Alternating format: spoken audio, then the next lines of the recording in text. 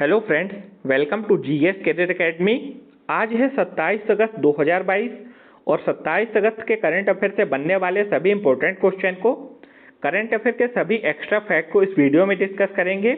इसके अलावा कुछ स्टैटिक जीके के इंपॉर्टेंट क्वेश्चन का रिवीजन होगा लास्ट में, जो आपके आने वाले एग्जाम्स में पूछे जा सकते हैं। आज के वीडियो की पीडीएफ फाइल को आप हमारे टेलीग्राम चैनल से डाउनलोड कर सकते हैं और टेलीग्राम चैनल की लिंक इस वीडियो के डिस्क्रिप्शन में मैंने दे दी है। तो चलिए स्टार्ट करते हैं आज के सेशन को।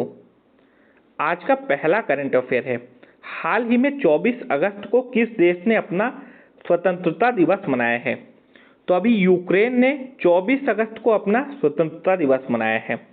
एक्चुअली में यूक्रेन 24 अगस्त 1991 में आज़ाद हुआ था, इसीलिए अभी यूक्रेन ने 24 अगस्त को ही अपना इंडिपेंडेंस डे मनाया है। अब बात कर रहे हैं यहाँ पे हम लोग यूक्रेन की। तो यूक्रेन की लोकेशन को आप लोग यहाँ मैप से समझिए। ये है मैप में यूक्रेन की लोकेशन और यूक्रेन की कैपिटल क्या है? कीव।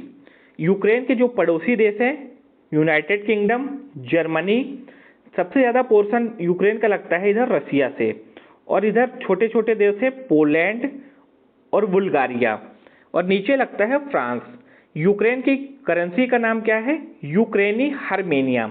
और यूक्रेन के प्रेसिडेंट कौन है? Volodymyr Zelensky.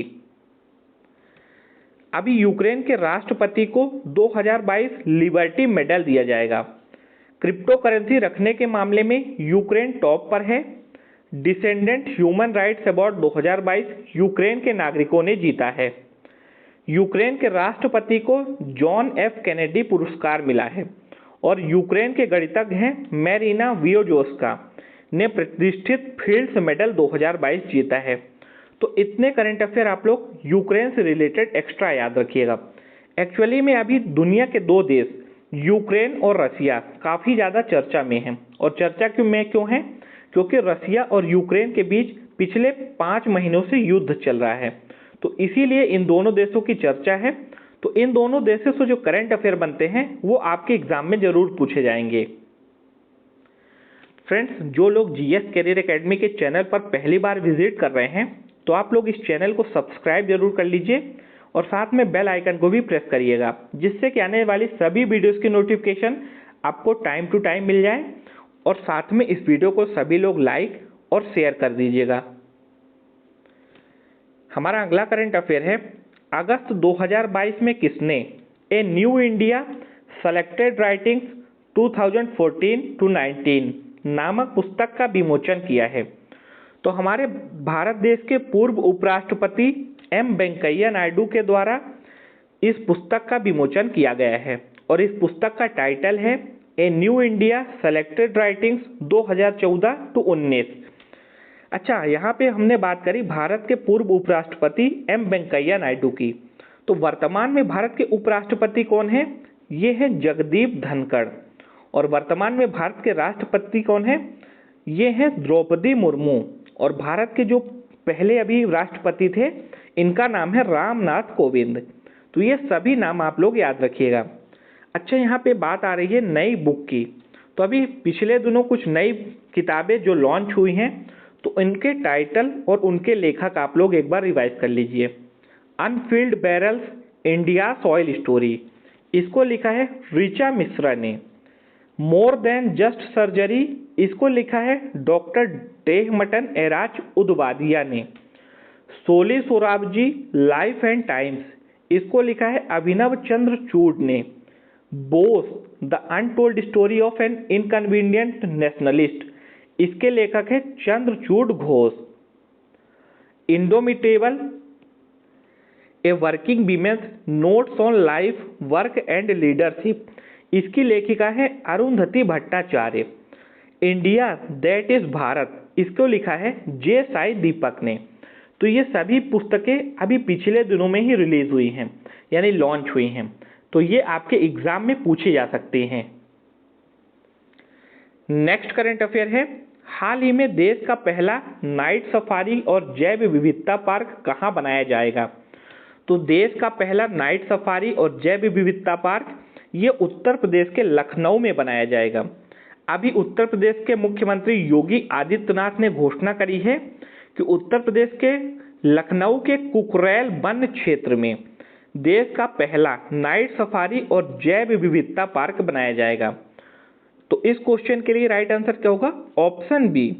यहाँ से एक करंट अफेयर और बन जाता है कि अभी पिछले दिनों ही मैंने आपसे बताया था कि नदियों में नाइट नेविगेशन मोबाइल एप्लीकेशन को लॉन्च करने वाला देश का पहला राज्य कौन सा बना था? असम।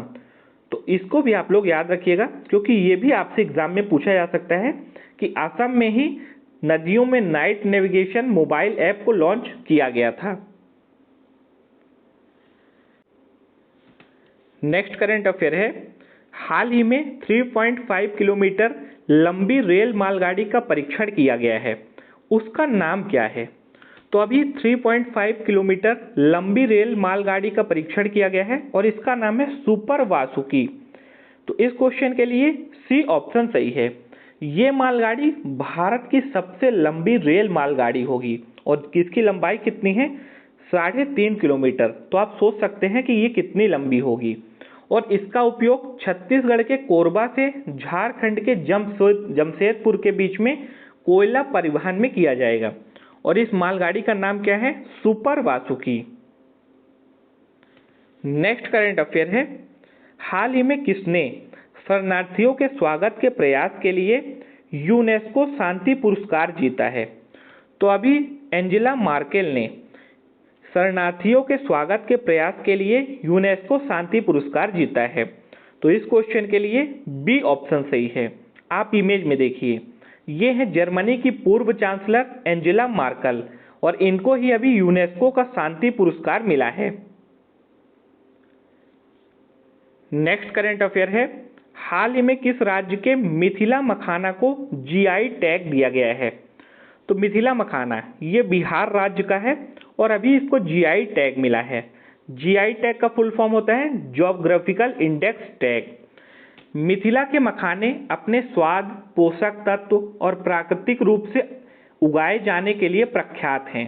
भारत के 90% जो मखाने हैं ये मिथिला के आसपास ही इनका उत्पादन होता है और अभी मिथिला मखाना को जीआई टैग मिला है और ये किस राज्य का है? बिहार का।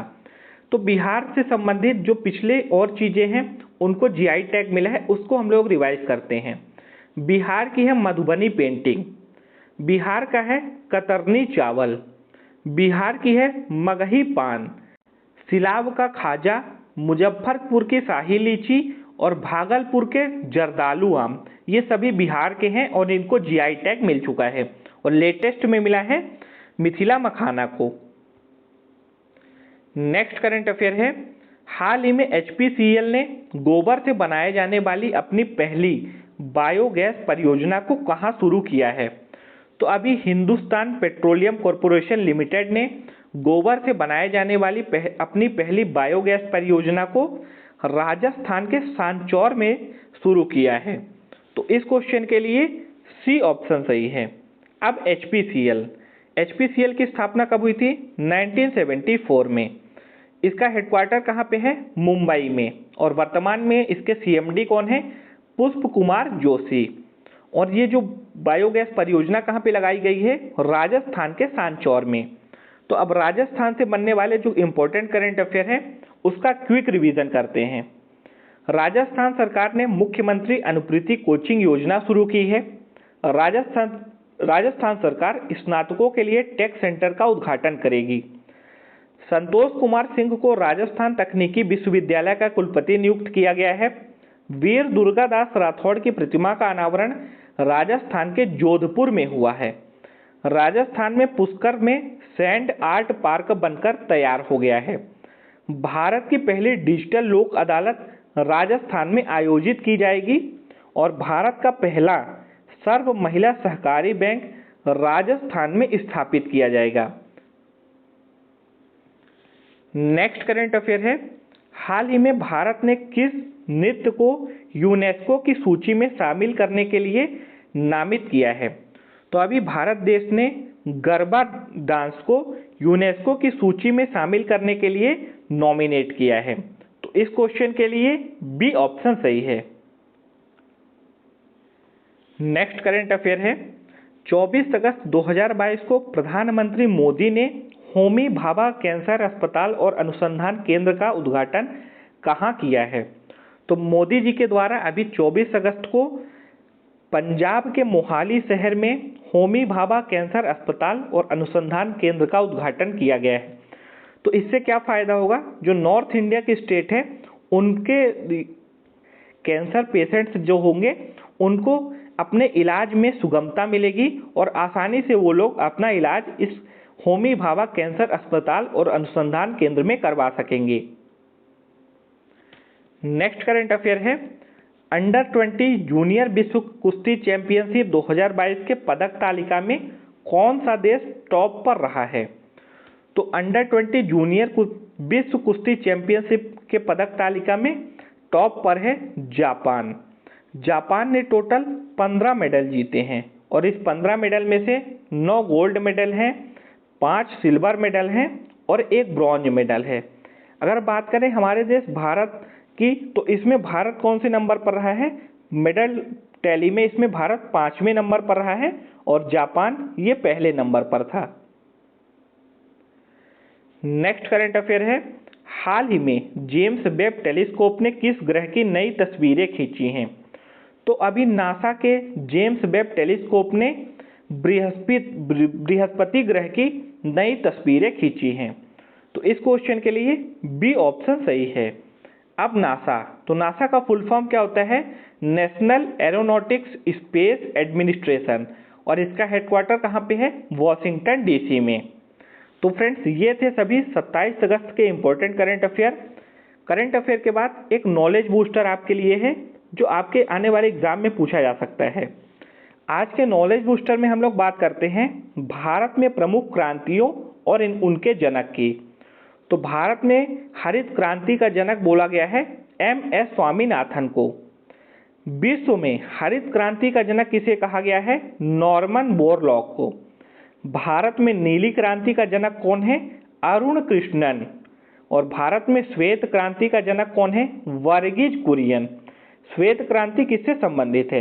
ये दूध के उत्पादन से संबंधित है। भारत में गुलाबी क्रांति का जनक किसे बोला गया है? दुर्गेश पटेल को। भारत में स्वर्णिम क्रांति का जनक निर्भय तुतेज को बोला गया है। और भारत में लाल क्रांति का जनक ये है विशाल तिवारी। अब स्टैटिक जीके के इंपॉर्टेंट क्वेश्चंस। हंसाने वाली गैस का रासायनिक नाम क्या है? N2O यानी नाइट्रस ऑक्साइड। ये हंसाने वाली गैस होती है यानी लॉफिंग गैस। किस विटामिन में कोबाल्ट होता है? विटामिन B12 में।